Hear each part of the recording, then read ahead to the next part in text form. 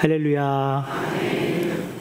오늘도 우리에게 주시는 하나님의 말씀이 오늘 하루, 한 주, 한 달, 평생의 우리 삶에서 인내로 결실하게 되기를 주님의 이름으로 축복합니다.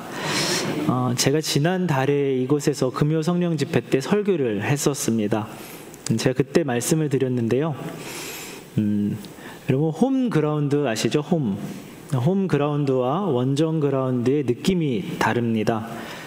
익숙하고 편안한 홈이 있는가 하면은 어색하고 불편한 원정이 있는 것이죠. 저의 홈구장은 이곳이 아니라 저 건너편의 교육관이 저의 홈구장입니다. 그래서 많이 어색하더라고요. 여기서 오늘도 어색하더라고요. 두 번째인데 일부 때는 막 마이크도 퍽퍽거리고 그래서 더 어색했었는데 그런데 또 곰곰이 생각해 보니까 그런 어색한 저와는 별개로 하나님께는 어디서나 다 홈구장이더라고요. 주님이 오늘 홈구장에서 우리에게 필요한 대로 말씀해 주시기를 기대합니다. 전도사부터 계산을 해보면은 그래도 17년 넘게 사역을 하면서 또 그리고 아버지께서 한 38년 가까이 목회하시는 것을 보면서 또 많은 목사님들의 목회를 보면서 느끼는 것 한 가지가 있는데요. 그것이 뭐냐면은 목사님들이 말씀을 준비하면서 막 기도하고 씨름해서 준비를 해요. 그래서 수십 명, 수백 명, 수천 명 회중들에게 말씀을 전하죠. 같은 시간에 같은 장소에 말씀을 들어도 은혜가 되는 포인트들이 사람마다 다 다르다는 것입니다. 분명히 설교자가 거기서는 은혜 받을 거라고 생각 못했는데 그 포인트에서 은혜를 경험하게 되기도 하죠. 또 우리가 같은 말씀을 묵상을 해도 사람마다 다 은혜가 되는 부분들이 다르죠. 저는 이것이 하나님이 살아계시다는 증거라고 생각합니다. 우리 각 사람에게 그 처한 상황과 우리의 마음의 상태를 아시는 주님께서 각각 같은 말씀을 들을지라도 다 다르게 만지시면서 임하신다는 것입니다. 저는 오늘 그렇게 임하실 주님을 신뢰하면서 믿음으로 그저 저에게 주신 은혜를 또 그 말씀을 나누려고 합니다. 하나님께서 여기 모인 우리에게 그렇게 일하시는 시간 되기를 소망합니다. 아마 오늘 본문이 기록된 누가복음 15장의 이야기, 세 가지 비유가 들어있는 이 이야기를 여러분들은 워낙 잘 아실 거예요. 제가 시간을 드리고 옆에 분들에게 이 이야기가 무슨 이야기인지 설명해 보시라고 하면 아마 다 술술 말씀하실 수 있을 정도입니다. 그럼에도 오늘 이 본문으로 우리가 말씀을 나누게 되었는데 이런 생각을 할 수 있습니다. 뻔한 이야기 아닌가. 하나님이 기다리신다. 돌아가자 둘째 아들처럼, 첫째 아들처럼 삐지지 마라. 이런 말씀 할 수 있지만 이 잘 아는 이 이야기, 이 뻔한 이야기를 천천히 한 번 더 생각해 보면서 오늘 저는 말씀을 나누려고 합니다. 먼저 1절 말씀입니다. 함께 읽겠습니다. 시작. 모든 세리와 죄인들이 말씀을 들으러 가까이 나오니. 아멘. 오늘 본문이 15장 이전에도 그렇고 이후에도 그렇고 종종 보게 되는 장면이 이 바리새인과 서기관 또 율법학자, 부자 이런 사람들과 세리와 죄인들 이런 사람들이 대비되는 장면들이 많이 나옵니다. 오늘 본문도 그 두 그룹이 마주하면서 시작을 하고 있어요. 1절에는 세리와 죄인들이 등장하고 있죠. 세리는 잘 알듯이 세금 징수원입니다. 세금을 걷어다가 납부를 하는 사람인데 왜 문제냐면은 동족을 대상으로 세금을 걷어서 식민 통치를 하고 있는 로마에다가 납부를 하는 사람들이었어요. 그냥 거두는 것도 나쁜데 납부할 것 이상으로 거두어 드리는 그런 비리도 있었기 때문입니다. 그리고 죄인들, 여기서 말하는 죄인이 어떤 죄인인가? 학자들은 크게 네 가지로 분류를 하고 해석을 하는데요. 첫 번째, 율법을 지키지 않는 자들이에요. 종교적 기준에서 벗어난 죄인인 거죠. 율법을 무시하거나 지키지 않는 사람들. 그래서 경건한 유대인들은 이 사람들하고 상종하는 것을 꺼렸다고 합니다. 두 번째, 도덕적 비난의 대상입니다. 사회적으로 타락했다고 생각되는 사람들이에요. 도덕적으로나 종교적으로 지탄받아 마땅한 사람들. 세 번째, 종교 공동체에서 소외된 자들. 회당이나 성전에 접근하기 어려운 사람들, 공개적으로 율법을 어기거나 또 정결하지 못한 삶을 살아서 이 종교적으로는 이제 사이드로 소외된 계층을 말합니다. 네 번째, 이런 해석도 있습니다. 죄인이라는 것은 복음을 받아들일 가능성이 있는 자들, 이들은 자신의 상태를 인식하고 변화하기를 원하는 사람들이에요. 아이러니하게 이 죄인들은 예수님의 말씀에 더 열린 태도를 가집니다. 그래서 신학자 윌리엄 바클레이는 이런 말을 합니다. 자신들이 죄인임을 알고 있었기 때문에 변화에 대한 갈망이 있었고 예수님의 복음을 받아들일 준비가 되어 있었다. 이렇게 죄인을 해석해요. 정리하면은 죄인은 어떤 사회적, 종교적 기준에 의하여서 규정된 죄인이라는 것입니다. 그렇게 세리와 죄인들 정리했는데요. 그런 그들의 모습이 1절에 이렇게 나타나고 있습니다. 그 뒷부분 보면은 이들이 말씀을 들으러 가까이 나아왔다고 기록하고 있어요. 바리새인과 서기관들의 입장에서는 이 사람들은 말씀을 들어서는 안 되는 사람들입니다. 들으러 나올 자격이 없는 사람들이죠. 그런데 이들이 말씀을 들으러 나왔대요. 게다가 가까이 나오고 있다고 한술 더 뜹니다. 이들이 왜 나왔는지, 호기심 때문에 나왔는지, 아니면 정말 자신의 잘못을 뉘우치고 자신의 죄에서 벗어나고 싶은 마음 때문에 그 변화를 갈망해서 나왔는지는 알 수 없지만 어떤 동기인지는 몰라도 그들은 들으려고 했다는 거예요. 더 가까이 나와서 주님의 말씀을 들으려고 했다는 것입니다. 저는 이 부분이 참 도전이 되었습니다. 우리는 얼마나 자주 예배하고 말씀을 듣고 그 말씀에 듣는 자리에 나옵니까? 그런데 과연 얼마나 들으려고 하고 더 가까이 그 말씀을 들으려고 내 살아갈 방향, 내가 어떻게 살아야 할지를 갈망하는 마음으로 말씀을 대하고 있는지 우리는 생각해 보아야 합니다. 세리와 죄인들, 이들이 이제 예수님 앞에 나아갔을 때 예수님이 받아주시고 같이 밥을 먹습니다. 근데 그 모습을 보면서 수군수군 대는 사람들이 이제 등장합니다. 2절 말씀인데요. 2절 말씀도 한번 같이 읽겠습니다. 시작. 바리새인과 서기관들이 수군거려 이르되 이 사람이 죄인을 영접하고 음식을 같이 먹는다 하더라. 아멘. 그들을 수군대면서 비난하는 이들이 바리새인과 서기관이었습니다. 누가복음 전체의 맥락에서는 이 바리새인을 자기 의에 빠진 사람들, 타인을 판단하는 사람들로 묘사되고 있습니다. 물론 누가복음 안에는 예수님이랑 식사하는 바리새인도 있고 교제하는 바리새인도 있는데 대체적으로 바리새인을 그렇게 자기 의에 빠진 사람으로 묘사를 하고 있어요. 그래서 신학자 프랑스라는 사람은 바리새인들이 도덕과 율법의 준수에는 열심이지만 그것이 내면의 변화와 사랑 중심의 하나님 나라와는 거리가 있다고 지적합니다. 그의 말들을 이렇게 종합해서 정리해보면 이래요. 누가는 바리새인을 단순히 악역으로 만들기보다는 경건하지만 율법 중심의 신앙이 어떻게 사람을 하나님 나라에서 멀어지게 하는지를 보여준다. 너무 열심히 잘하고 있는데 정작 하나님 나라에서 사람들을 멀어뜨리게 하는지를 보여준다라고 정리하는 것이죠. 이 바리새인과 서기관들은요, 율법에 있어서만큼은 정말 철저했던 사람들입니다. 쉽게 말해서 정말 잘하는 사람들이었어요. 그 시대의 종교의 영역에서 있어서만큼은 중심을 차지하고 있던 사람들이었습니다. 당연히 그들에게는 저기 나아오고 있는 세리와 죄인들이 못마땅했죠. 또 그들과 같이 밥을 먹고 그들과 말씀을 나누는 예수님은 더더욱 이해할 수가 없고 나아가 예수님을 비난하기까지 합니다. 오늘 본문 외에서 많은 부분에서 예수님과 이 바리새인들이 대치하는 장면을 보게 되는데 그때마다 이들은 예수님이 자신들이 그려놓고 만들어 놓은 선을 선을 자꾸만 없애버리는 그 모습에 불만을 갖고 심지어 죽이려고까지 하는 모습을 보입니다. 자신들이 그렇게 열심히 하는 삶이 곧 자신들의 의였고 그렇지 못한 사람들에 대해서는 판단과 정죄가 너무 쉬운 사람들이었어요.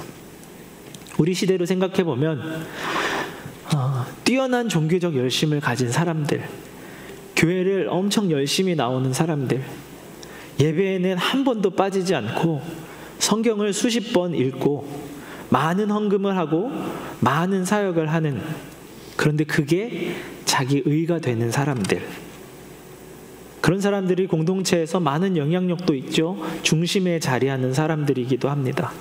그러면서 이렇게 생각합니다. 나는 이렇게 하는데 이거 당연한 거 아니야? 왜 그것도 못해? 그렇지 않은 사람들을 평가하고 판단하게 되는 것과 같죠. 제가 학창시절에 고등학생 때 남고를 나왔습니다. 지금도 저는 그 학교 학창시절로 돌아가고 싶을 만큼 너무 행복하고 즐겁게 학교 생활을 했는데요.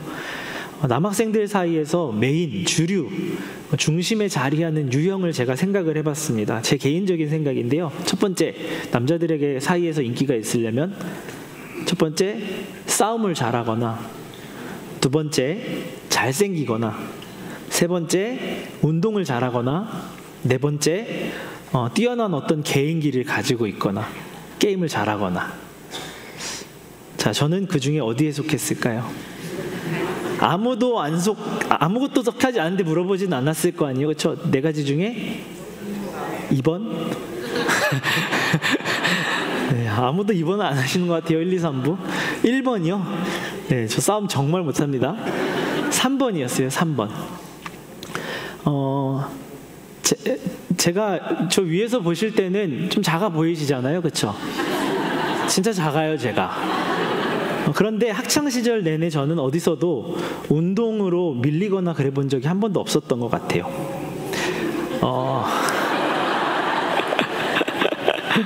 네. 남자분들은 아마 공감하실 텐데요. 잘하는 사람은 잘하는 사람을 알아봅니다. 그렇죠? 운동을 잘하면은 제가 잘하는구나를 알고 그렇게 같이 모이게 되고 이 카르텔이 형성이 됩니다. 학교에서 반대항으로 이제 농구대회와 축구대회가 열리게 되었어요. 동시에 열렸는데 룰이 있었는데 동시에 두 경기에 참석할 수가 없는 룰이었어요. 그러니 모든 아이들이 나눠져가지고 들어가야 했던 것이죠. 당연히 저를 비롯한 운동을 좋아하고 잘하는 무리들은, 여러분 축구 인원이 더 많습니까? 농구 인원이 더 많습니까? 네, 축구가 많죠. 그러니 무리를 지어서 우리는 축구에 올인하자, 농구는 그냥 아무나 내보내자. 그래서 팀을 꾸려서 시합을 했는데 몇 경기 가지 않아서 축구팀이 탈락을 하게 되었습니다. 반대로 흔히 말해 버리는 게임이었던 농구는 계속 이기고 있는 거예요. 준결승까지 올라갔어요. 준결승을 나가기 전에 축구에서 패하고 돌아온 무리들은 운동을 다 잘하니까요, 멤버를 바꿔서 나가기로 결정을 했어요. 너네 그동안 수고했다. 우리가 나갈게. 그래서 선수가 바뀌고 경기에 나갔고 결국에 결승에 올랐고 우승을 했어요. 저희 반이. 제가 그 무리에 끼어 있었어요. 농구지만 저도 꼈다는 거예요. 제가 중심에 있어요. 5 안에 들었어요. 저만 작았지 나머지 4명은 185, 187, 188, 189 정도 되는 아이들이었어요. 그렇게 해서 이겼어요. 그리고 몇 년 뒤에 학교를 졸업하고 나서 친구들을 만나게 됐습니다. 동창회처럼 한 것이죠.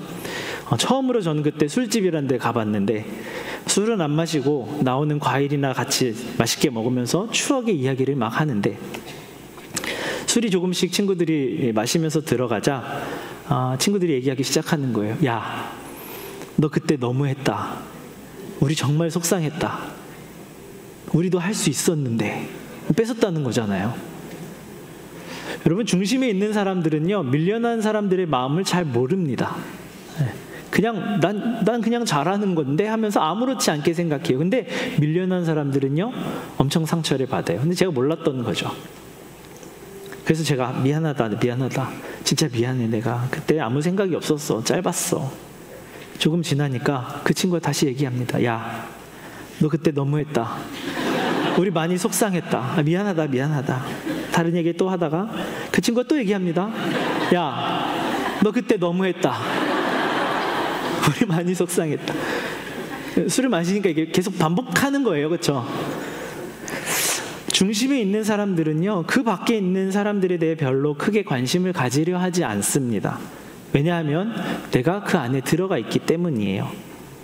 그리고 여기에 들어오려면 나만큼의 급을 갖추어야 된다고 생각을 합니다. 세상의 논리가 그렇죠. 친구를 급을 나누어서 사귄다고 해요. 여러분이 하고 있는 모임들, 같은 급의 모임들을 하고 계시지 않습니까?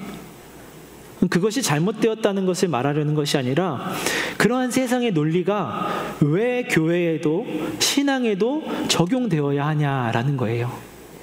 우리는 이 지점을 심각하게 고민하고 생각해야 합니다. 바리새인과 서기관들이 꼭 그랬습니다.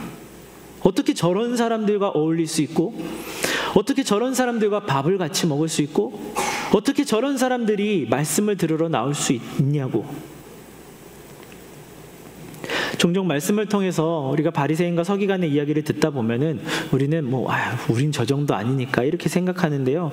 정말 그러한지 한번 생각해 보세요.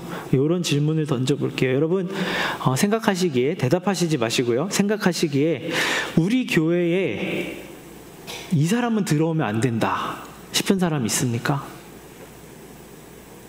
우리 교회에 들어와서는 안 되는 사람, 여러분 주변에 이 사람은 교회 오면 안 되는 사람, 와, 그 사람 오면 진짜 큰일 나지. 또 이런 질문도 있어요. 어떻게 그렇게 하면서 교회에 올 수 있지? 여러분, 이 질문이 바리새인들이 하고 있는 생각과 다르지 않다는 거예요. 수근수근 됐대요. 쟤 그런 일 있었대. 들었어? 어떻게 교회를 나와? 얼굴도 두껍지. 바리새인과 서기관과 다르지 않습니다. 그것은. 이러한 바리새인들과 서기관들의 이야기를 들으신 예수님께서 세 가지 비유를 통해 말씀하시는 것이 이제 오늘 본문 3절 이하의 쭉 내용들, 세 가지 비유예요.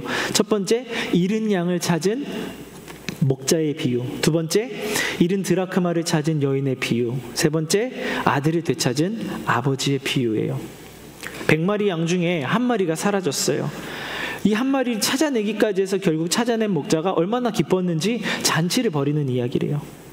10개의 드라크마 중에 하나를 잃어버렸대요. 하루 노동자 품삯만큼이라니 10일 동안 일한 그 10일치를 하루치 잃어버려가지고 집을 다 뒤집어서 찾아냈대요. 재산을 가지고 집을 나간 아들이 모든 것을 다 탕진하고 돌아왔는데 돌아온 그것으로 족하다고 아들을 신분을 회복하고 잔치를 벌이는 아버지의 이야기, 이 세 가지 이야기죠. 첫 번째 비유는요, 한 마리잖아요. 100마리 중에 한 마리가 몇 %인지 혹시 아세요? 이브 때 10%라고 말씀하시는 분 계셨던 것 같은데 몇 %죠? 네, 1%, 0.1% 아닙니다. 1%예요. 한 마리잖아요. 어디로 간지도 모르겠는 그 한 마리, 잡혀 먹혔는지도 모르겠는 그 한 마리, 그냥 남은 99마리 잘 길러가지고 얼른 새끼 쳐가지고 더 내면 되지. 한 마리면 없어지나 마나. 그런데 이 비유는 그 한 마리가 결코 하찮지 않다는 것을 가르쳐줘요. 바리새인과 서기관들의 생각에는 1%밖에 안 되는 존재, 그런 가치를 지닌 죄인과 세리들이었어요. 그런데 하나님께는 끝끝내 찾아야만 하는 1%라는 것을 가르쳐주는 것이죠. 두 번째 이야기는 비율이 높아졌습니다. 10분의 1이에요. 몇 %죠? 갑자기 계산이 10%. 10%인데 너희들이 그렇게 배제하고 선을 그어서 넘어오지 못하게 하는 그 사람들이 하찮지 않다. 정말 소중하다. 온 집안을 다 뒤집어서 청소를 해가지고 찾아낼 만큼 찾아내야 하는 가치가 있는 존재들이다 말하고 계시는 거예요. 자, 세 번째, 이제 잘 계산하세요. 훨씬 높은 비율이 되었습니다. 두 아들로 나타나죠? 몇 %죠? 50%예요. 저는 이 비율을 정리하면서 수치를 계산을 해가면서 묵상하는데 너무 은혜가 됐어요. 이렇게 말씀하시는 것 같아요. 너희들이 생각할 때 해봐야 1%, 많이 쳐줘서 10% 정도 되는 것 같은 그들이, 너희들이 생각할 때 상종하지도 못할 그들이, 자격 따위 없는 그들이 너희들과 똑같다고 말하고 있는 거예요. 같은 가치라고 말하고 있어요. 은혜가 아닙니까? 그런데 바리새인과 서기관들이요, 그걸 받아들이지 못해요. 어떻게 내가 쟤네들과 같냐고. 오늘 설교의 본문 뒷부분 28절에서 30절은 이렇게 기록하고 있는데요. 한번 여기도 읽어보겠습니다. 시작. 그가 노하여 들어가고자 하지 아니하거늘 아버지가 나와서 권한대 아버지께 대답하여 이르되 내가 여러 해 아버지를 섬겨 명을 여김이 없거늘 내게는 염소 새끼라도 주어 나와 내 벗으로 즐기게 하신 일이 없더니 아버지의 살림을 창녀들과 함께 삼켜버린 이 아들이 돌아오매 이를 위하여 살찐 송아지를 잡으셨나이다. 아멘. 아니, 나에게는 한 번도 잔치는커녕 고기도 주신 적 없으면서 어떻게 저런 재산 다 탕진하고 거짓골로 온 저놈을 받아주고 심지어 잔치까지 벌여주는 게 말이나 됩니까, 아버지? 하면서 첫째 아들이 화가 나서 집을 나갔다는 전설과도 같은 이야기가 있긴 하지만 첫째에게는 너무 부당한 이야기였어요. 아버지를 이해할 수 없는 이야기죠. 그런데 아버지의 생각은 달랐습니다. 왔으니까 됐다는 거예요. 누가 뭐래도 너는 내 아들이라는 거예요. 오늘 본문으로 넣어서 읽지는 않았지만 위로 좀 올라가서 21절과 22절은 이렇게 기록해요. 아들이 이르되 아버지, 내가 하늘과 아버지께 죄를 지었사오니 지금부터는 아버지의 아들이라 일컬음을 감당하지 못하겠나이다. 아버지는 종들에게 이르되 제일 좋은 옷을 내어다가 입히고 손에 가락지를 끼우고 발에 신을 신기라. 둘째 아들은 자신의 잘못을 알고 있었어요. 자신이 아들로 받아들여질 수 없다는, 자격이 없다는 걸 너무 잘 알고 있었습니다. 그래서 그냥 가서 일꾼만 돼도 좋겠다 해서 돌아간 거였어요. 아들을 포기한다고, 난 아들 될 자격이 없다고. 그런데 22절에 아버지는 그의 말에 하나도 대꾸하지 않고 이렇게 행동합니다. 가서 제일 좋은 옷을 내어다가 입히고 손에 가락지를 끼우고 신을 신겨라. 내 아들이 돌아왔다. 돌아온 것으로 충분하다고 말씀해 주시는 아버지. 이 비유 속의 아버지가 곧 우리 하나님 아버지시지요. 집에 남아 있어서 자신의 일을 성실하게 착실하게 한 첫째도, 밖에 나가서 허랑방탕하게 살다가 잘못을 뉘우치고 아들 자격 없음을 스스로 인정하고 돌아온 둘째도 아버지에게는 모두 내 아들이라는 것을 말씀해 주고 계신 거예요. 우리 한 번 더 읽겠습니다. 31절과 32절 말씀입니다. 시작. 아버지가 이르되 예, 너는 항상 나와 함께 있으니 내 것이 다 내 것으로 돼. 이 내 동생은 죽었다가 살아났으며 내가 잃었다가 얻었기로 우리가 즐거워하고 기뻐하는 것이 마땅하다 하니라. 아멘. 말씀을 준비하면서 저 32절에 주목하게 된, 한참을 머물렀던 단어가 있습니다. 그게 무엇이냐면은 우리예요, 우리. 아버지는 이 막 지금 잔치에 들어가기 싫다고 막 하고 있는 첫째에게 이렇게 말하고 있어요. 야, 둘째가 죽었다 살아난 거 아니야? 잃었다가 얻은 거잖아. 돌아왔잖아. 내가 즐거워하는 거, 기쁜 거, 마땅한 거 아니야? 이렇게 말한 게 아니라 이 둘째가 돌아온 거는 나도 그렇고 너도 그렇고 우리가 같이 기뻐해야 하는 게 마땅한 일이야 라고 말하고 계신 거예요. 주님만의 기쁨이 아니라 첫째와 같은 마음으로 우리도 같이 기뻐해야 하는 것이라고 말하고 있는 것이죠. 즉, 이 예수님의 비유는 하찮게 보고 가치 없게 여기고 없어도 되는 존재라고 여겼던 그런 생각을 가지고 있던 바리새인과 서기관들의 생각을 뒤집어 버리는 이야기였던 것이죠. 죄인들이 말씀을 들으러 나오는 것이, 그들과 밥을 먹는 것이 결코 수근수근 거릴 일이 아니라 마땅히 함께 즐거워해야 할 일이라는 거예요. 말씀을 정리하면 오늘 본문 등장에 나오는 인물들로 정리를 해볼게요. 세리와 죄인들이에요. 자신들의 죄를 인정하고 반복되는 죄 가운데 무력감도 느끼고 더 이상 소망도 없는 것 같아서, 그런데 좀 변화된 삶을 살아보고 싶고 말씀으로 가까이 나와서 더 가까이 나오고 있는 이들. 혹시 이곳에 계신 여러분들 중에 이런 마음으로 오늘 앉아 계신 분이 계십니까? 여러분, 오늘 말씀은 우리가 돌아가기만 하면 얼마든지 아들로 딸로 받아주시는 주님이 기다리고 계시다고 말씀하고 있습니다. 그 사랑과 은혜가 여러분에게 임하기를 소망합니다. 우리의 어떤 노력이 아니라 절대적인 아버지의 사랑과 은혜로 자녀됨을 누리시기를 축복합니다. 바리새인과 서기관입니다.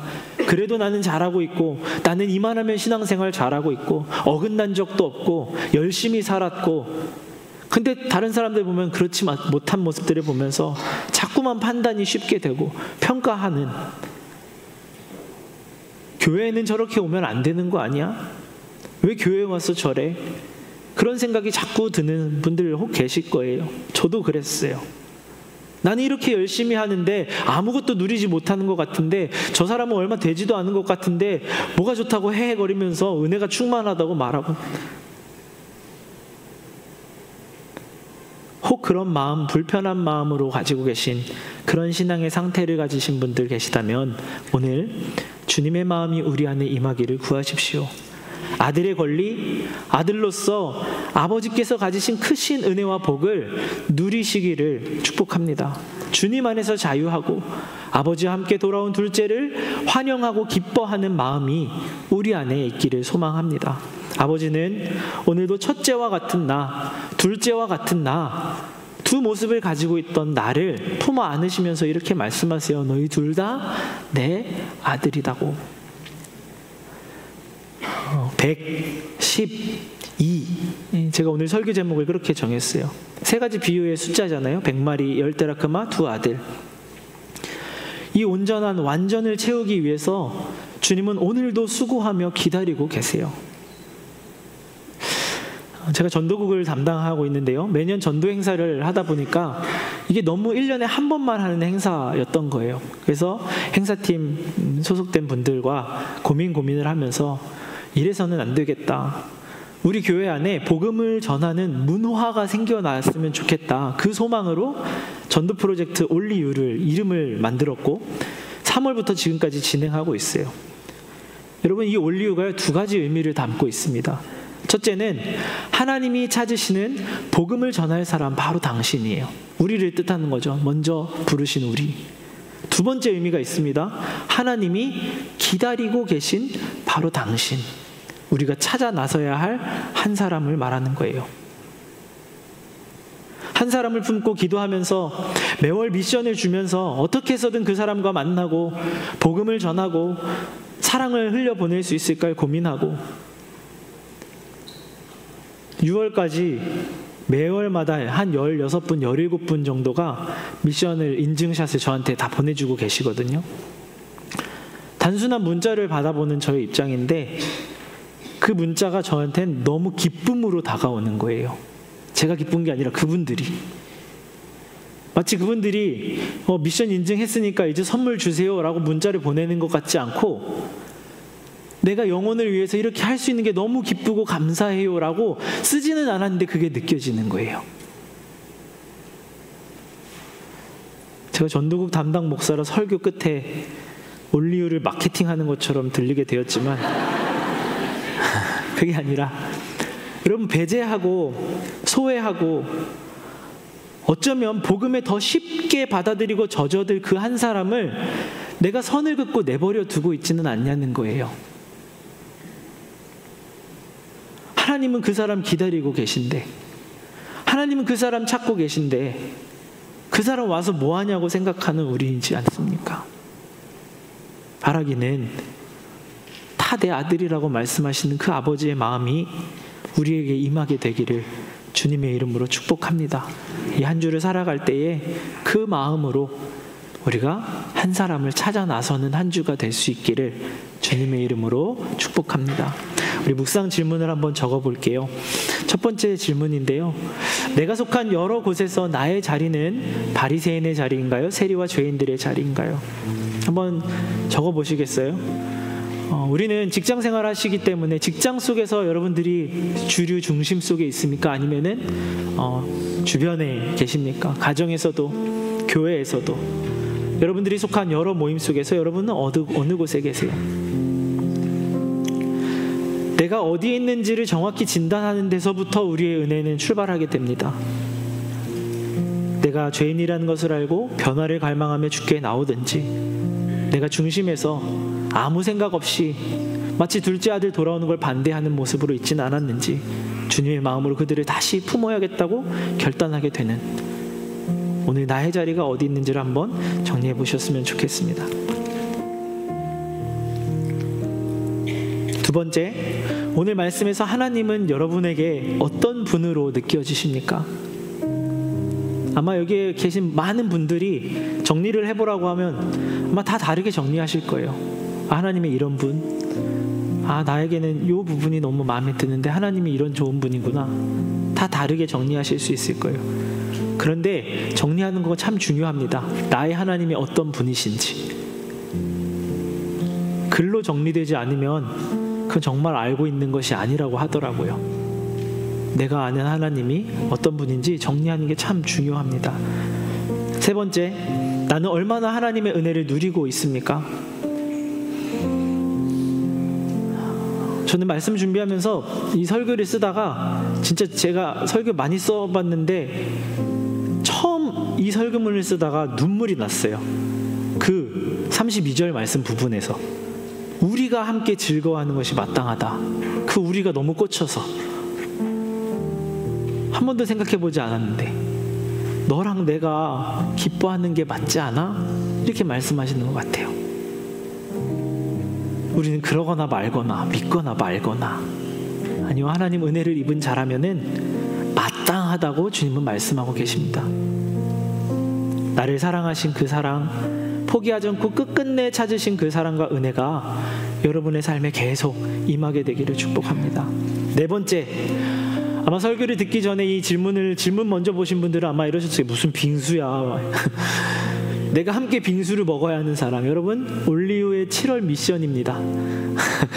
VIP 작정하시지 않으셨어도요, 여러분 오늘 기도하시면서 떠오르는 한 분, 찾아 나서야 할 그 둘째 아들과 같은 분, 그분에게 연락하셔서 빙수를 드세요. 날도 더운데. 그러면서 이렇게 말씀하셨으면 좋겠어요. 나 요즘 교회 다니는데 너무 좋아. 하나님이 난 이런 분이야. 아까 2번에다가 적으라고 말씀드렸죠? 그래서 적어야 됐어요. 하나님 나한테 이런 분인 것 같아. 그리고 이렇게는 하지 마세요. 그러니까 너도 믿어봐. 이런 말 하지 마시고 그냥 그렇다고, 너를 위해 기도할게. 여러분, 누가 날 기도해 준다고 하는데 거부하는 사람 없습니다.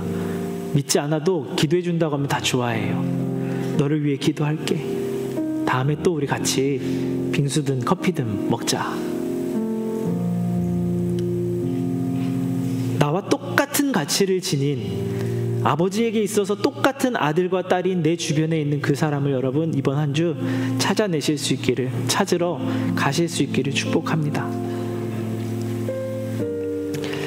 자, 우리 같이 결단 찬양을 부르시겠습니다. 하나님 아버지의 마음이라는 찬양인데요, 주님의 마음이 나의 마음에, 나의 삶에 임하기를, 그래서 내가 그렇게 살아가는 삶이 되게 하여 달라고 우리 결단하며 같이 찬양하시겠습니다. 아버지, 당신의 마음이 있는 곳에 나의 마음이 있기를 원해요. 아버지, 당신의 눈물이 고인 곳에 나의 눈물이 고이길 원해. 아버지, 당신이 바라보는 영혼에게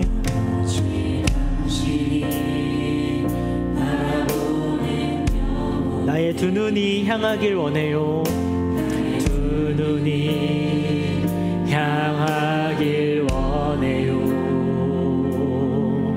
아버지, 당신 울고 있는 어두운 땅에 나의 두 발이 향하길 원해요. 나의 마음이 아버지의 마음 알아. 내 모든 뜻 아버지의 뜻이 될 수 있기를.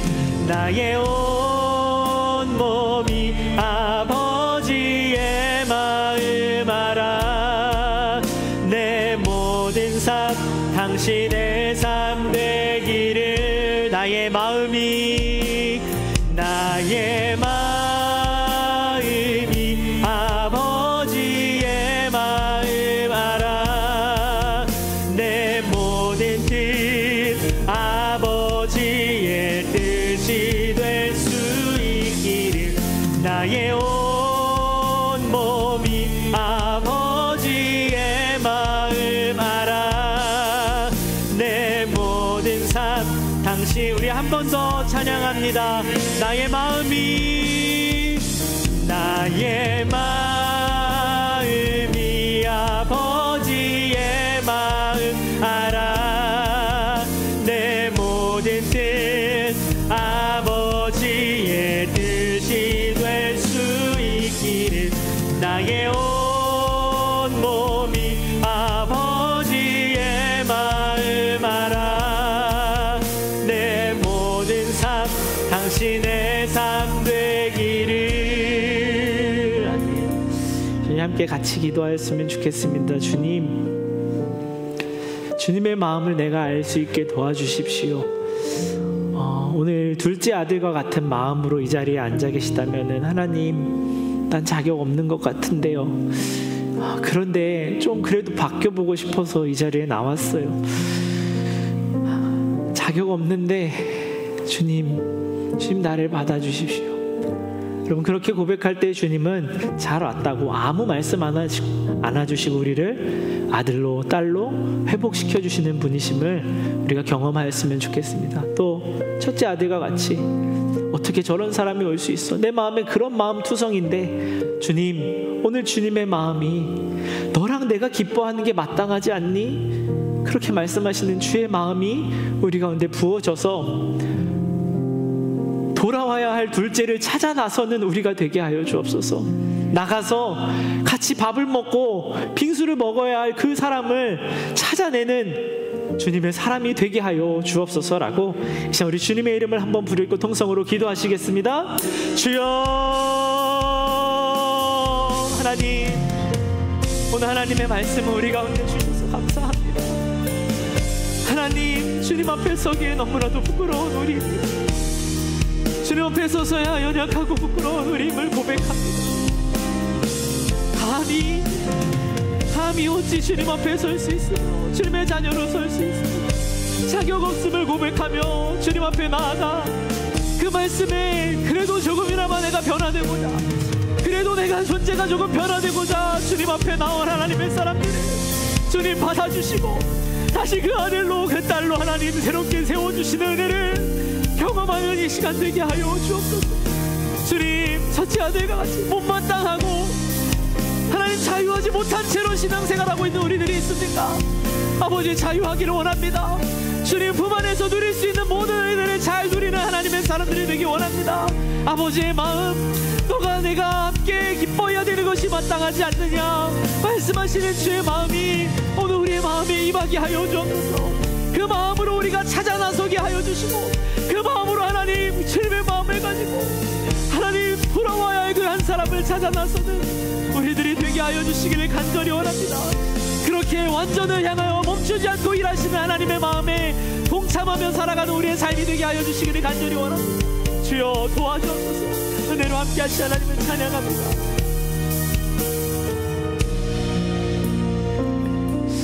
하나님, 우리가 주님의 마음을 정말 알기를 원합니다. 여전히 사랑하시고 끝까지 사랑하시고 포기하지 않으시는 하나님의 사랑, 그 사랑을 먼저 받은 나, 하나님 그 사랑으로 다른 누군가를 또 사랑할 수 있기를 원합니다. 주님, 우리 안에 그 사랑을 회복시켜 주시고 그 사랑 들고 나아갈 수 있는 삶이 되게 하여 주옵소서.